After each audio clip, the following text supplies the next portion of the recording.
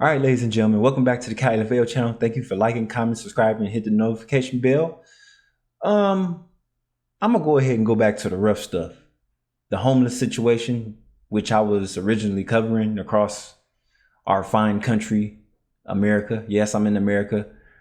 Yet I'm in the Bay Area, one of the most expensive areas in the nation. But that ain't my fault because I've been here my whole life, and I shouldn't have to move across the country just because it's cheaper.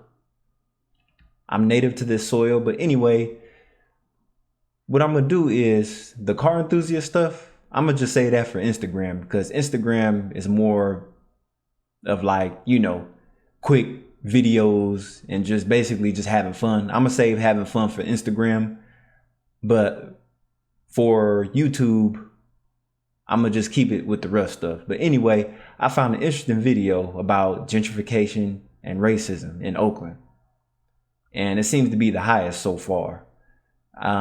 This video was not just released, but this is the most valuable video I found so far. Let's tune in.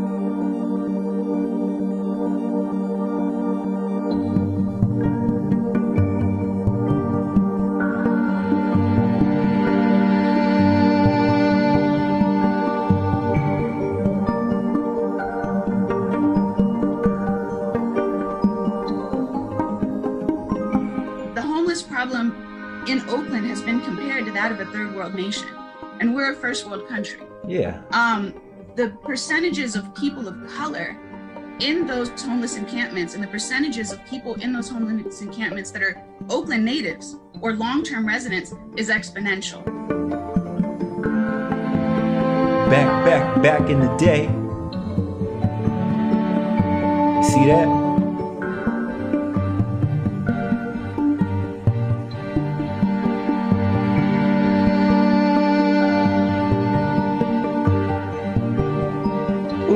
That's a big drop.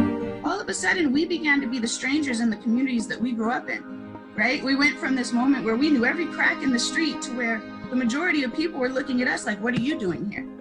While simultaneously enjoying the culture and the vibrancy and everything that was built by us. 108%.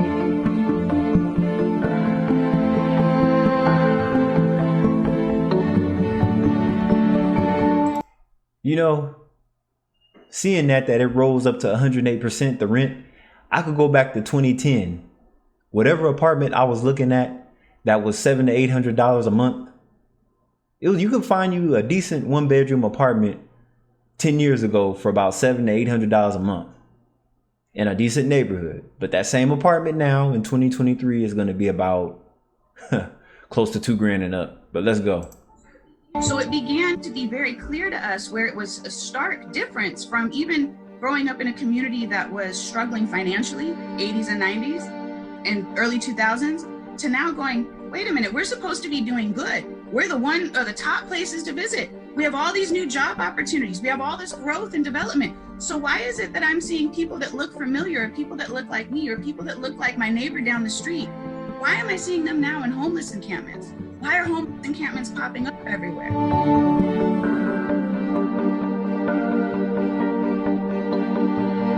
Ooh-wee.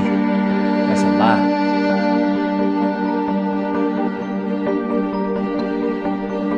In many aspects, gentrification has annihilated the culture of our city. Our culture is holding on by a thread, and that's again what has been marketed in many aspects.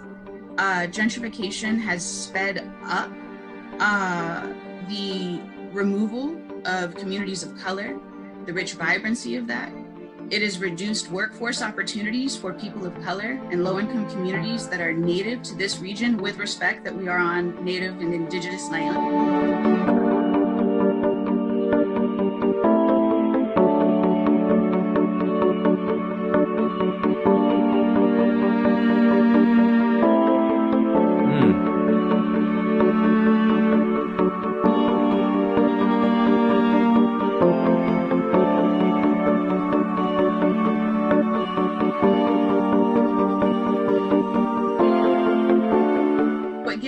hope is in the Great Reset, many of the community leaders that I connect with, many of the city and government agencies that I connect with are taking this moment in time during this reset to diversify boards, diversify leadership at nonprofits, diversify community leaders, diversify the election pool for who our city government leaders are, who our decision makers are.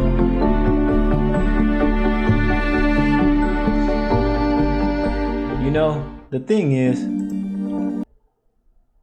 a lot of mid-sized to large cities are being gentrified. A lot of people don't know what gentrification means, but gentrification could pretty much happen anywhere. But it's mostly in large cities in America because America itself is a melting pot. Because we're quick to welcome anyone from any country, right? But the problem is, it's just like the same with the migrant crisis right now. The citizens of Chicago are suing the local politics because they're like, hey, wait a minute, these people are coming in on busloads. We can't get any help from our local government, so why should these migrants get first dibs over us? We're United States veterans and everything else. So that's something you really got to look at. But far as gentrification though, yeah, it's gotten so bad in Oakland that right when you get off the freeway, the tents are lined up against the ramp getting off the freeway. And I just live over the hill from Oakland. So it's like, wow, it's just crazy though. Every time you go there, there's tent cities on the streets. These wide open streets with tent cities, especially in the industrial areas. But it's like, wow. It's like, so Oakland is really a city of the good, the bad, and the ugly. Mind you, with all this gentrification that's happening in the city, they can't do nothing about the violent crime rates. People are still getting shot and killed almost every night. High-speed police chasing everything. It's just, Oakland was always like a miniature LA to me. But you'll hear about more things happening in Oakland than you would LA, which is crazy to me. LA is much more bigger than Oakland. Oakland only has a little over 400,000 people, but with all the gentrification and luxury apartments that they're going to build, it's probably going to reach up to 5 soon. And it's the same thing that's going on further up north in Sacramento. It's getting gentrified too, because when gentrification occurs, that's going to cause more homelessness, because the people that are native to these cities, what happens is, okay, let's say you live in a house that was passed on 2 to 3 generations from past time. Your ancestors, relatives, whatever lived in there too, your grandparents, great-grandparents. So you have a guy that pulls up on your block in an Audi or something, or wearing a suit. He rings your doorbell. He's like, hey, we're starting a project. We're going to build this, and that. We'll give you $500,000 for this house right now. And most people are going to accept it because they don't have any money saved up in their bank or in their 401k. The average person is a paycheck away from being homeless, which is why that's not going to stop anybody from accepting anything that's offered to them. So you're going to accept the $500,000-$600,000 that this businessman's offering you. And then what you're going to do is you're going to move out further away from the city, somewhere in the valley or suburb somewhere. For instance, you're going to move to Stockton or Tracy somewhere to buy you a brand new house. Your house is worth, let's say originally your great grandparents bought the house for $30,000 back in the day. Well, that same family house that you grew up in is worth, I don't know, $600,000-$700,000 on the market, according to Zillow.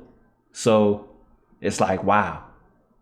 So you mean I could get this money and not work for it and buy even a better house in a brand new neighborhood, a brand new spanking building.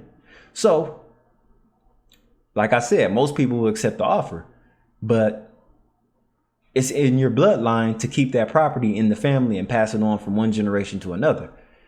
But like I said, a lot of people aren't doing that no more. That's why a lot of people end up on the streets. And have you noticed that when they show homeless people, a lot of times it's men?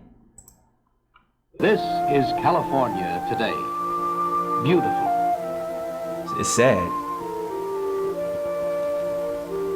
Productive. Exciting. growing.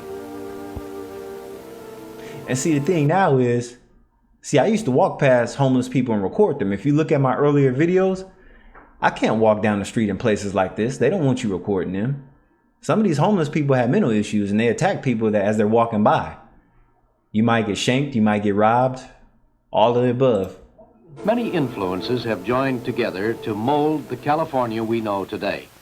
Everybody outside this state is bitching about this state because of our success, and I'm proud of it. Huh. Oh, that was funny. They're bitching about the failures. That's what they're bitching about. You're wrong. Gruesome. Nuisance.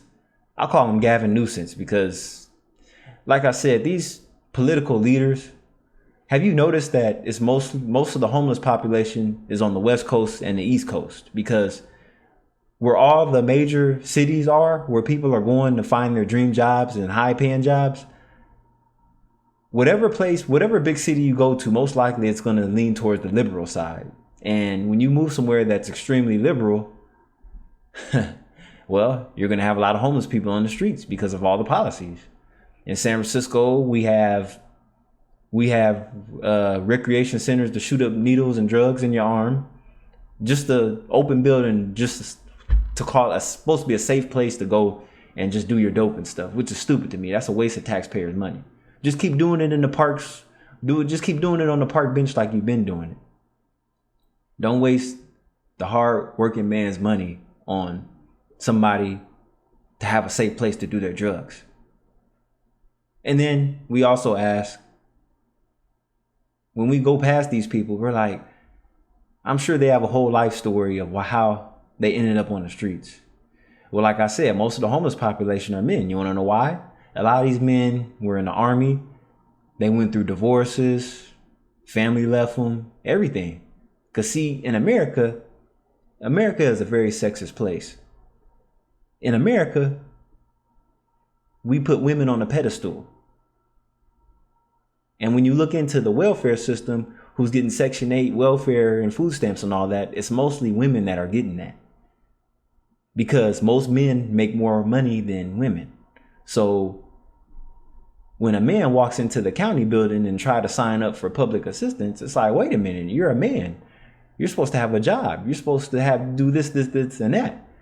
But see, the services, politicians and everything, they put women on a pedestal to where they know that most women aren't going to do the things that most men are going to do.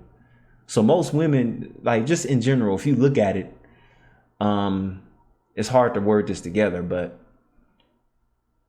most women have like families that could look out after them. For instance, in this generation, a lot of people 30s all the way up to their 40s are still living at home with their parents, right? A lot of them are women. But now it's starting to be men and women too. It's extremely expensive, but men are more looked down upon when they're living with their parents when they're in their 30s because they're men and they're supposed to have everything on their own. And no woman should be helping a man pay rent. But if a woman has kids and everything and she can't afford to be single and independent on her own, then everybody looks at it different because she's a woman, and a lot of people feel more sympathy for women than they do men. They'll petty the men, but put the women on the pedestal because they're women and they deserve everything, right? So that's basically how this country is ran. But this video is long enough. I'll continue the homeless series in the next video. This is Kyle Laveo. Don't forget to like, comment, subscribe, hit the notification bell. Peace.